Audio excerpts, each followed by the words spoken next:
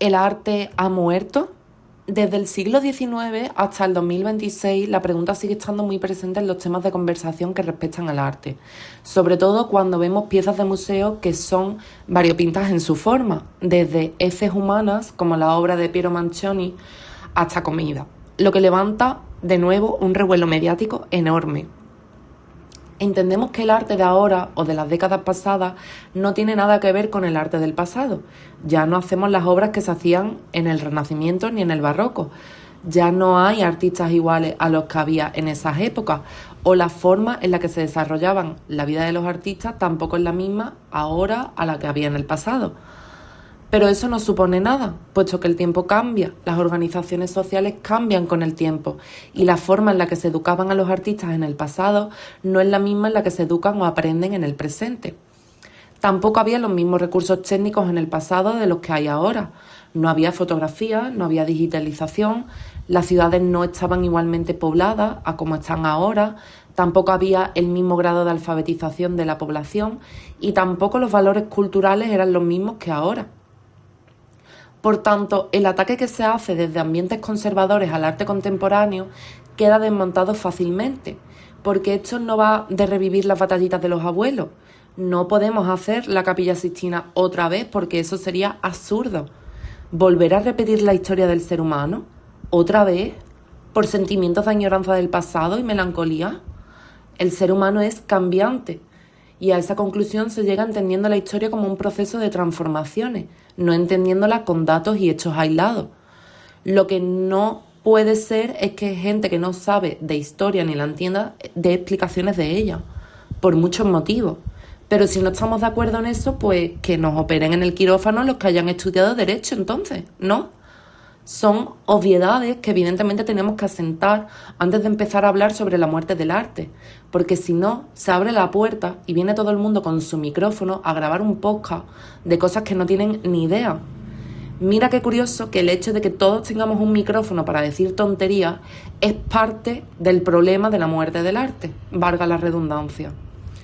Por tanto, el arte del pasado es el arte del pasado, no puede repetirse y tampoco tenemos que querer que se repita. Hay que aceptar que vivimos en tiempos históricos distintos con distintas formas de vivir. Tampoco son iguales las necesidades de las sociedades del pasado a las que tenemos ahora. En la Edad Media era necesario tener una catedral o una mezquita en la ciudad, porque la sociedad las demandaba y necesitaba. Ahora, las obras que necesitamos no tienen que ver con la religión, porque están menos presentes en nuestra vida. Pero sí son necesarios a lo mejor otros espacios en los que se necesitará el arte para construirlo, ¿no? Por tanto, siguiendo esta línea de pensamiento, todos los edificios que se construyan en este momento serían arte porque reflejarían las necesidades del momento, ¿no? Evidentemente esto no es así del todo. Para que una obra sea considerada arte, no vale únicamente que sea reflejo de un momento histórico. Igual que muchas construcciones del pasado pueden ser un documento histórico, pero no tienen nada que ver con el arte. ¿Hay obras del pasado que son consideradas arte y no lo son? Sí. Se entienden dentro de la historia del propio arte en ese camino turbulento de avances y retrocesos, pero no son arte. Ejemplo, el neoclasicismo. No en todo su conjunto, pero sí en su mayoría. Es el neoclasicismo la segunda reinterpretación de la historia clásica grecorromana en la humanidad, como si las personas no fuésemos capaces de hacer nada nuevo, que solo podemos mirar al pasado. Volver a los valores tradicionales de un pasado alejado en el tiempo e idealizado refleja la crisis de pensamiento de una sociedad. Es un retroceso, puesto que el ser humano está en continuo cambio y transformación. El neoclasicismo volvía a la serena grandeza de los artistas clásicos como Fidias o Prasíteles, porque entendían la historia del arte como una decadencia, una evolución negativa. Ese volver al pasado y reinterpretar las modas antiguas es símbolo de la decadencia de una época. Podríamos decir que el mundo tal y como se configura en julio de 2026 es un intento continuo de ser neoclásico, de volver a esas modas una y otra vez y no dejar a los artistas que presenten nuevas soluciones. Hay que hacer matizaciones, obviamente, porque la evolución del arte es una herencia. En algunas obras o algunos artistas se toman principios compositivos de otras épocas para llevarlas al presente. Esto lo podemos ver en el modernismo, porque el Art Nouveau toma el naturalismo de otros estilos como el gótico, el rococó o las decoraciones de obras islámicas y presenta nuevas soluciones plásticas y formales. Herencia sería ver el pasado y ser consciente de él, no de volver a revivirlo. No sería herencia entender que el gótico, por ejemplo, represente el mejor momento de la humanidad y volver a repetirlo en las construcciones del presente, como ocurrió en el siglo XIX con el neogótico. Aquí el neogótico se entiende igual que el neoclasicismo en un intento de volver al pasado seguro en un momento de crisis social y el pensamiento decadente del romanticismo nacionalista que buscaba un arte nacional, como pasaba en Francia y en Inglaterra con el neogótico.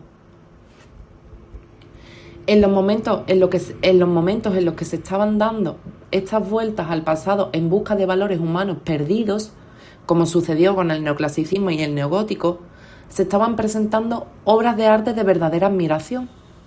Mientras que el neoclasicismo estaba en boga de todos y la fiebre por la antigüedad de Arthur Evans era patente en las Reales Academias de Bellas Artes Europeas, había artistas que estaban presentando verdaderas obras de arte, como por ejemplo fue Goya, un artista consciente del momento histórico que le tocó vivir, que se desligó de las normas de la academia, aunque siguiera dependiendo de ella para sobrevivir como artista. Su visión como artista y su visión de la humanidad hace que su pincelada se adelante formalmente al romanticismo y al impresionismo.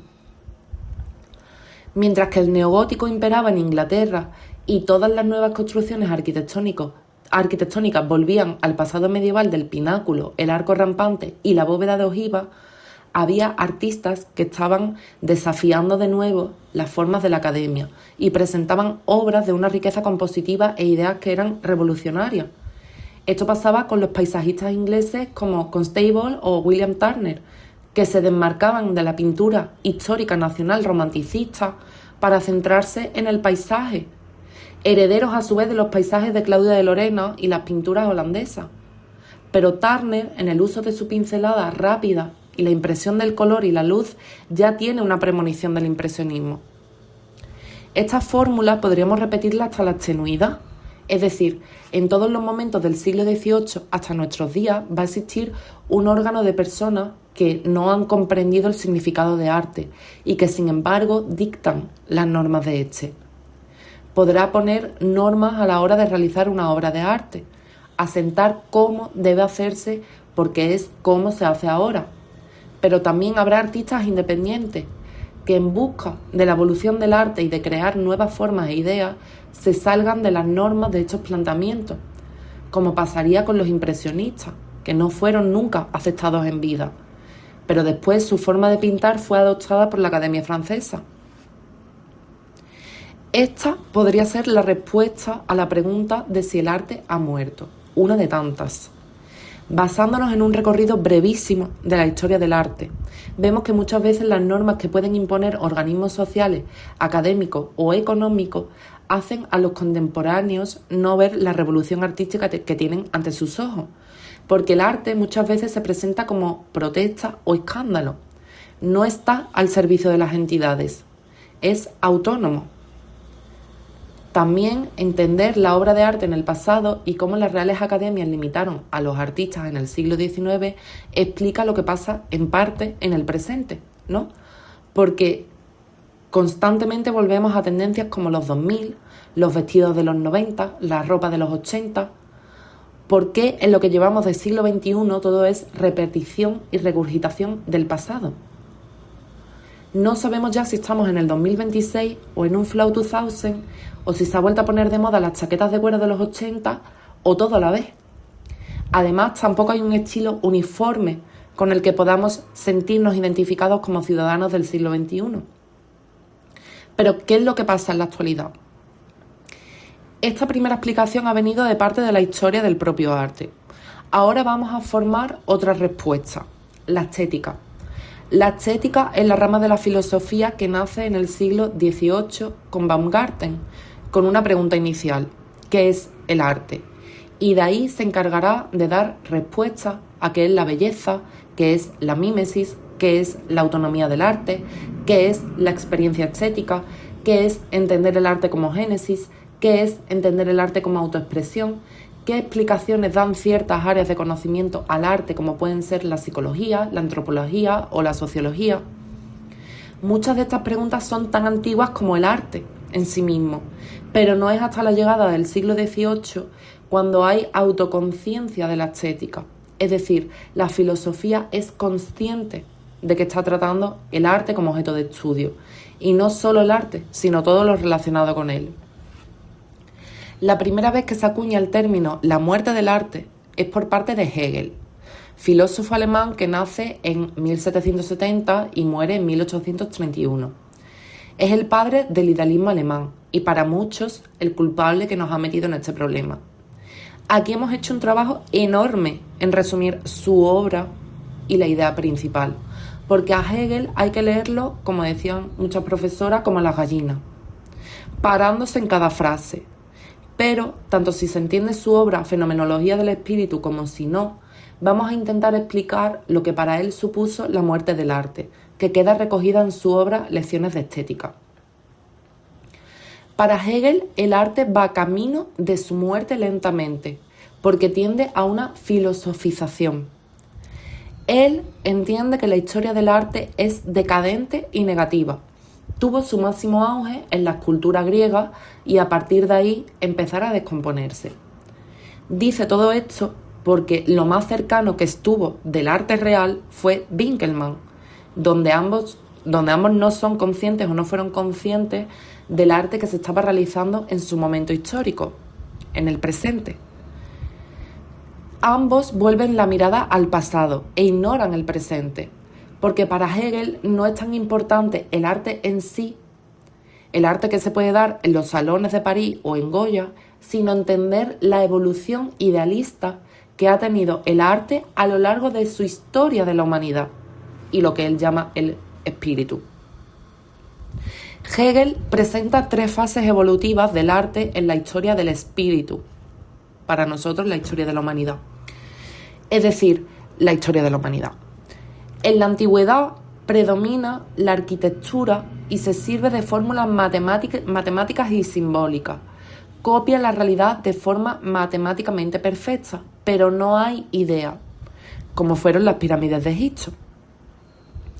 En el clasicismo, otra nueva fase, predomina la escultura y es una mezcla perfecta entre la mímesis de la realidad y la idea del artista.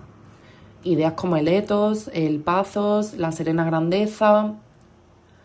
A partir de la Edad Media predominará la pintura y el romanticismo, donde las formas cada vez dejarán de importar y predominará la idea detrás de ellas, como pasó en la Edad Media con la religión, la filosofía y el espíritu.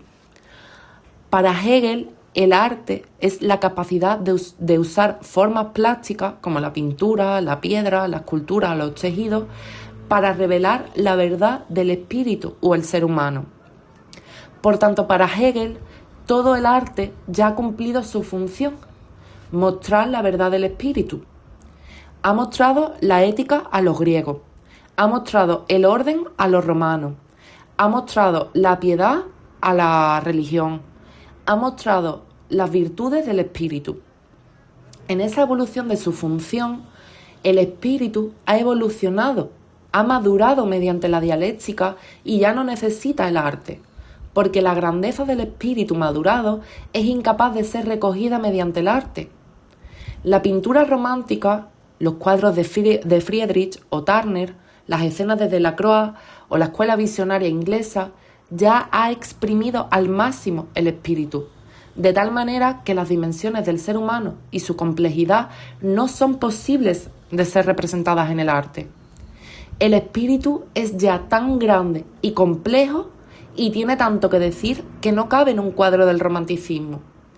El arte ha sido para Hegel como una muleta que ha acompañado al ser humano en su evolución y de la que ahora el humano se deshace porque no le hace falta. Es conocedor de la verdad por sí solo, gracias a la dialéctica del espíritu, gracias a la filosofía, que será la encargada de mostrar las verdades a partir de ahora sin necesidad de colores o proporciones. Es importante entender que Hegel era un idealista y no se estaba dando cuenta de que el arte iba a seguir evolucionando. Es importante entender que Hegel habla de la historia de arte, pone pocos ejemplos y tampoco le interesaba poco el arte de su época. Tenía mal conocimiento de la historia del arte porque los saltos que da en el tiempo y las conclusiones que saca son erróneas, equívocas, interesadas a su idea de arte. Lo mismo que le pasaba a Winckelmann. Todo esto ha quedado superado afortunadamente, pero si de algo tuvo razón Hegel era del proceso de filosofización del arte. El hecho de que el arte, entendido en tanto que idea y técnica, va a evolucionar cada vez más a una preponderancia de la idea frente a la técnica. Eso sí es cierto, eso no se lo puede negar nadie a Hegel. El arte ha evolucionado hacia su filosofización y para eso solo hay que ver las vanguardias que se dan a partir del impresionismo. Las cajas de brillo de Andy Warhol nada tienen que ver con una Madonna del Renacimiento. Arthur Danto será el filósofo que más desarrolle la idea de la muerte del arte de Hegel, sobre todo después de ver las cajas de brillo expuestas en el museo como obra de Andy Warhol. El artista coge un momento de la vida cotidiana y lo expone en un museo como arte. Ya no hay apariencia externa que distinga un objeto de la vida cotidiana con respecto a una obra de arte, que antes tenía su proceso de producción, ya fuese manual o técnico, como era la fotografía o el cine, en ese proceso de fabricación técnica. Ante esto, Danto no piensa que el arte haya muerto en sí mismo. Lo que ha muerto es la forma en la que entendíamos el arte, en tanto que estilos artísticos que duraban décadas o siglos. Ha terminado la forma en la que entendíamos el arte como arquitectura, escultura y pintura. Ha terminado la forma en la que entendíamos el arte por determinadas formas sensibles, externas, de apariencia a la obra, de su composición, de su color. Ya su apariencia no nos ayuda a saber si algo es arte o no. Los aspectos formales de la obra de arte han evolucionado hasta alcanzar todas las revoluciones posibles. Pueden hacerse formas nuevas y nuevas combinaciones, pero ya no se puede jugar más con determinados aspectos que componen el arte. La pintura alcanzó su máximo cuando Picasso rompió la perspectiva y volvió a alcanzar su máximo cuando Pollock presentó el expresionismo abstracto norteamericano. Ya no se le pueden dar más vueltas a la tuerca. Ahora se experimentan nuevos aspectos que no tienen que ver con la forma, sino con el significado de la obra de arte. Para Danto, la obra de arte depende del significado que presente el mundo del arte. El art world para él son los artistas, críticos de arte, historiadores, filósofos, museos, galerías, instituciones. Como un comité que, teniendo en cuenta la historia del arte, pueden valorar y sepan valorar si una obra es buena o no.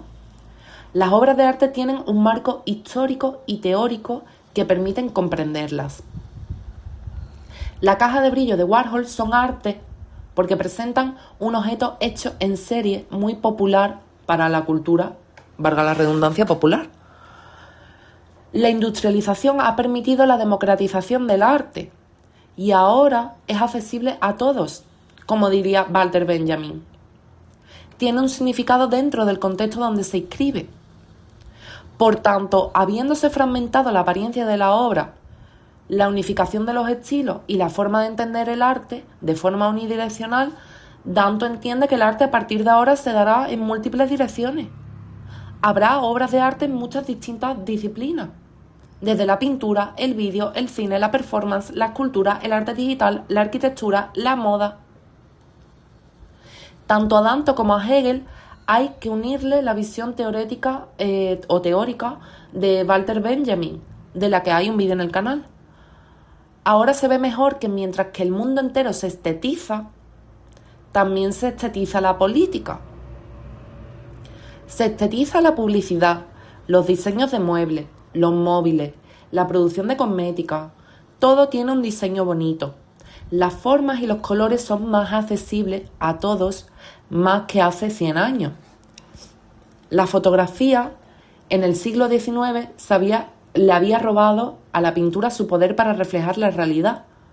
La industrialización y la sociedad de consumo le ha robado la estética apetecible y bonita al arte. O sea, si la fotografía ha conseguido quitarle la capacidad de captar la realidad al arte, la sociedad y la industrialización, la sociedad de consumo y la industrialización le ha robado la belleza al arte, dejándolo solo con la idea. En estos argumentos sobre la muerte del arte coinciden varios pensadores, como Lipovetsky, Couspit o Baudrillard. Realmente lo que argumenta Danto sí tiene mucho sentido y el arte no ha muerto. Sigue habiendo obras con las que podemos tener una experiencia estética, que sí tienen un valor cultural e histórico, como son la crítica social y la politización del arte, según Walter Benjamin, que también tienden mucho más a la filosofización, según lo que decía Hegel, pero que tampoco implica que haya perdido su apariencia completa. No todo lo que es arte debe ser igual de lo que propone Andy Warhol con sus cajas de brillo. Habrá obras elaboradas y otras que no. El arte, a partir del fin del arte de Danto, adquiere nuevas formas. Lo encontramos en otras disciplinas que hasta entonces estaban fuera de las bellas artes, como por ejemplo la digitalización o la moda. También en las artes reproductibles como el cine o la fotografía se encuentran estas obras de arte, recordando a Benjamin. No solo tenemos que buscar ya el arte en los museos, a lo mejor está en un videojuego o en una pasarela de moda. El arte busca su independencia, su autonomía. En esa búsqueda de la autonomía y la preponderancia de la idea frente a la técnica, podemos entender que el arte está buscando explicaciones a los problemas actuales siempre. Igual que la filosofía, como decía Hegel, que analiza el presente y guía al ser humano al estado del bien y lo correcto. El arte es necesario que sea crítico con la sociedad y los valores establecidos, porque así lo lleva haciendo toda la historia y sobre todo en época contemporánea. Tiene que hacernos despertar de nuestros sueños y de nuestras acciones automáticas, porque no somos robots, ni tampoco somos zombies. El arte está para que reflexionemos qué estamos haciendo con nuestra existencia y hacia dónde está el camino de la humanidad. Esa es su función. El arte por el arte, porque sea bonito y ya está, no es posible. Tampoco es posible que el arte refleje ideas que no tengan que ver con nuestra existencia como seres humanos con conciencia histórica, porque eso sería diseño bonito para atraer a la gente a una zona determinada concreta. Usar el arte, obligarlo, emplearlo para un arma de distracción, acabar con la libertad del arte, como pasa en muchos diseños de muchas multinacionales que venden falsas ideas y mediante diseños bonitos atraen a la gente para que compre y gaste dinero. Eso no es arte porque no es humano, es dinero y comercio, es usar el arte para hacer caja.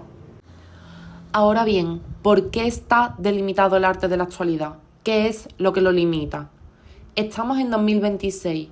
Hasta aquí hemos entendido que el arte se ha diversificado en múltiples direcciones. Vale, pero ¿por qué seguimos sin ver grandes obras de arte como lo hacíamos antes? ¿Por qué vemos las mismas tendencias una y otra vez? A nuestro parecer, no es que no haya arte, que lo hay. El problema no está en buscar la obra fuera de nosotros.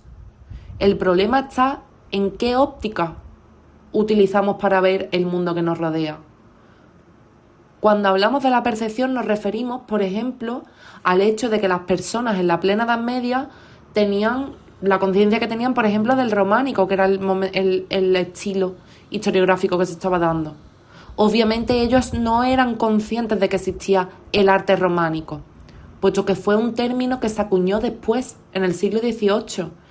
Ellos no decían estamos haciendo una catedral románica, ellos hacían una catedral en base a las doctrinas benedictinas y la nueva liturgia, adoptando formas que venían del norte de Italia porque era el cruce de caminos de toda Europa. La población rara vez ha sido consciente de la producción artística que se estaba llevando en su momento histórico. Ha sido con los años cuando la historiografía ha delimitado temporalmente un espacio cronológico partiendo de los rasgos formales que presentaban las obras. El románico empezó en el momento en el que en el norte de Italia, y concretamente la ciudad de Como, sus canteras comenzaron a presentar novedades formales con respecto a las basílicas paleocristianas o bizantinas, que se daban hasta la acabada Alta Edad Media. De hecho, es tan importante la ciudad de Como hasta el punto de que se llegó a acuñar magistri comacchiani, que era la forma de designar que se estaba trabajando con canteras de calidad. El revestimiento completo de una iglesia en piedra se debía a factores materiales, sociales y religiosos. Pero esto lo sabemos ahora. En el momento no se sabía qué se estaba haciendo. No había autoconciencia de ser románicos y que estaban creando un estilo para la historia del arte.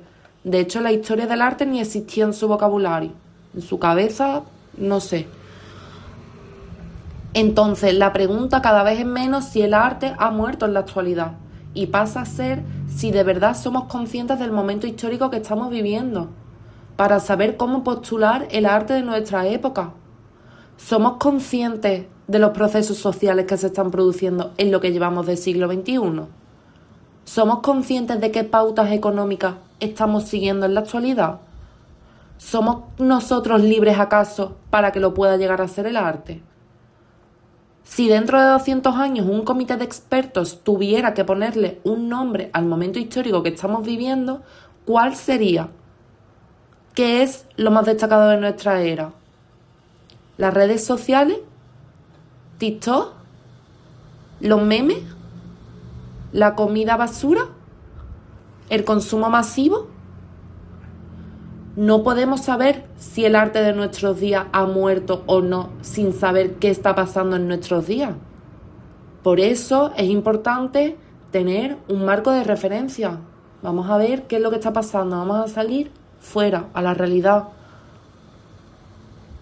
Todo el planeta en 2026 está caminando a su autodestrucción. Maximizar los beneficios y extender el mercado internacional lleva, por ende, a la destrucción por completo de las materias primas, que son agotables. En el proceso de producción de todas las materias primas, el ser humano está contaminando la atmósfera de una manera que será imposible detener todos los cambios naturales que van a acontecer. La extinción de las especies, la destrucción de la cadena alimenticia de las especies, lo que llevará a la extinción de muchas especies, tanto vegetales como animales, que causarán un colapso en el comercio. Pero es que en el proceso de industria de muchos objetos que consumimos, como los pedidos del Shein, contaminan espacios naturales y los vuelven inservibles. Hace falta 10 litros de agua para teñir un top. Y ese agua queda contaminada para siempre. Es vertida a ríos y ecosistemas. ¿Cuántos tops de Shein tenemos en el armario? En ese deseo incontrolable de expandir el mercado y maximizar los beneficios, hay una lógica detrás: el neoliberalismo y la sociedad de consumo masivo. De todas las cualidades que tiene el ser humano, nos hemos quedado con la económica, en relación a la producción y al trabajo. No podemos hacer la Capilla Sixtina de nuevo, porque no tenemos la mentalidad humanista del Renacimiento, no porque no tengamos la técnica. En el Renacimiento todo el conocimiento humano se ponía a la misma medida e importancia. Todo lo que es humano que no sea producir y maximizar beneficios no importa en la actualidad. Solo importa hacer dinero, hacer caja. Y en este camino hemos olvidado todo lo demás que nos hace ser humanos. De ahí que el arte que podamos hacer ahora sea una mierda. Es que más claro imposible. El ser humano tiene la capacidad de pensar, de aprender, de crear o de interesarse por aspectos que no sean directamente productivos. Leernos hoy un libro del siglo XIX nos resulta aburrido y extenuante. Porque ¿para qué vale eso? No podemos hacer un TikTok de los libros de Tolstoy, porque es que a nadie le va a interesar. Estamos todos mirando al mismo lado, a otro lado. Tampoco tenemos la capacidad para leernos un libro del siglo XIX, porque nuestra capacidad de hacer foco y concentrarnos en algo está destruida por las redes sociales y el bombardeo constante de los estímulos. Elegir carreras de humanidades en el siglo XXI es ir a contracorriente porque no genera beneficio económico. No valen para nada porque lo que vale ahora es trabajar y tener dinero. Claro que sí. El ser humano se proyecta en un futuro como un proyecto. Somos un proyecto. Un trabajo que debe realizar en base a cómo adquirir estatus socioeconómico alto. Tenemos que ser emprendedores. Tenemos que olvidar todo pensamiento crítico en el camino. Y nos convertimos en una maquinaria de producir.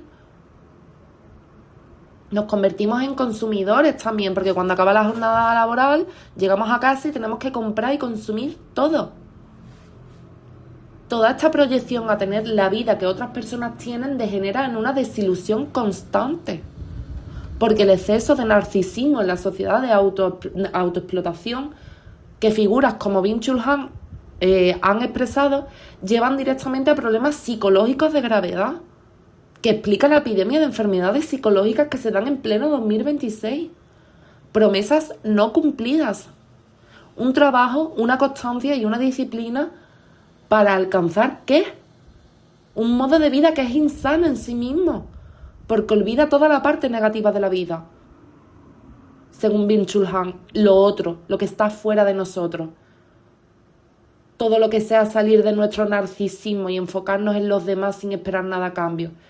Eso es lo que hace posible construir a una humanidad con pensamiento crítico, diálogo y riqueza humana. Ante este panorama tan desolador en el que se encuentra la humanidad en la primera mitad del siglo XXI, el arte no puede responder con alegría y un diseño bonito.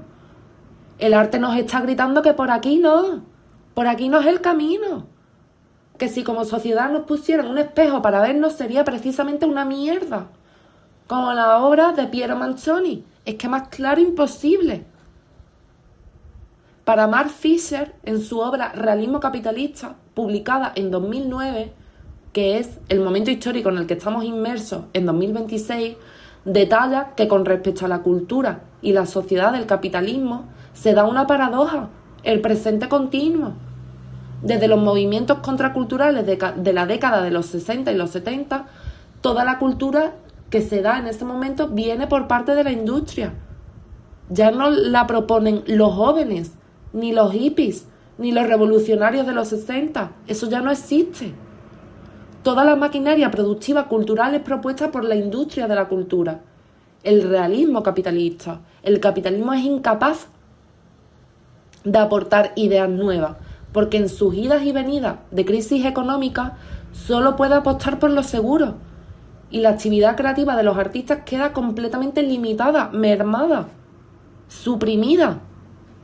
Solo puede apostar por lo ya asegurado, los remakes, los revivals, las modas vintage, las adaptaciones. No puede lanzarse a la piscina y por lo tanto nos condena a todos a vivir repetidamente todo una y otra vez, de manera que ya no sabemos si estamos en el Flow 2000 o en los vintage de los 80 o todo a la vez. Es como si se hubiera parado el tiempo. El futuro ha quedado cancelado, claro, no hay alternativa a esto. El capitalismo es lo que nos tenemos que comer con papas. Es más fácil imaginar que el planeta se destruye por el cambio climático antes que el capitalismo acabe. Estamos en el día de la marmota, una y otra vez, todos los días lo mismo, la misma canción en la radio, la misma película, pero con una cara nueva. Porque algo nos tiene que sorprender, pero es lo mismo, en el fondo es lo mismo. La pregunta cada vez es menos si el arte ha muerto, porque viendo el mundo tal y como se presenta hoy en día, eso sería lo de menos. A mi parecer, desde luego, vamos.